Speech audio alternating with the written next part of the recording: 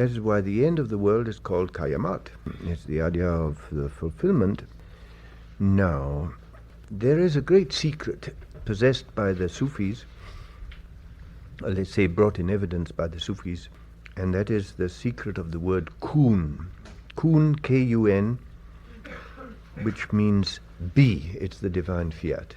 And the dervishes are in a state of awe in the presence of the meaning of the command, because that's what it is a command, be. As we said often, as Emerson said, be careful of what you wish because it might come true. Now, the evolved person, the one who has identified himself with the divine will, reaches a point when what he wishes happens. And it's all right as long as his consciousness is always right up high in the divine will. But if his consciousness descends, it is possible that his will still comes true, because people are used to obeying him. Nature is used to obeying him. It gets to a point when even some madzubs have been able to produce rain, for example.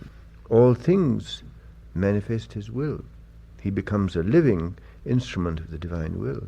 And then the meaning of kun becomes very strong. There's a story of a king who resigned, and when everybody was so surprised, why on earth, how could this have happened? And he said, yes, when I gave an order to a porter, I saw in the eyes of that porter an expression that said that he was not responsive to my command. And that is for me a proof that I have lost my power. You know, we've already said that if things go wrong in life, it means that there's something in you that is not, you're not in command of your own self. If you're in command of yourself, situations go right. And so if you begin to see that that people are not responding to you, it means that you are not mastering yourself. But remember that if you are mastering yourself, and what you wish happens, that's where man becomes master of his destiny. And one of the most tangible expressions of this is the way you communicate life to a person. Like, for example, there's a story of Puran, the prince, who was banished by his father, and when he came in the garden, the whole garden started flourishing.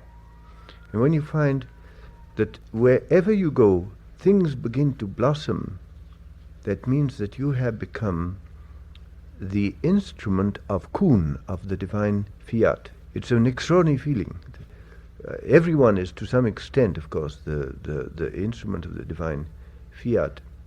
But when you see this happening in a very strong way, like, for example, Hazrat Pir Vilayat Khan spoke about the three gifts somewhere. Three gifts.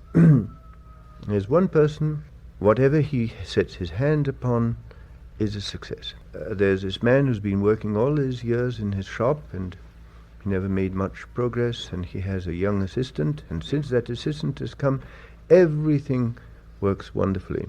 That's a gift. It's a certain gift that he has. He's become the instrument of the divine kun. Another gift, a person just attracts people.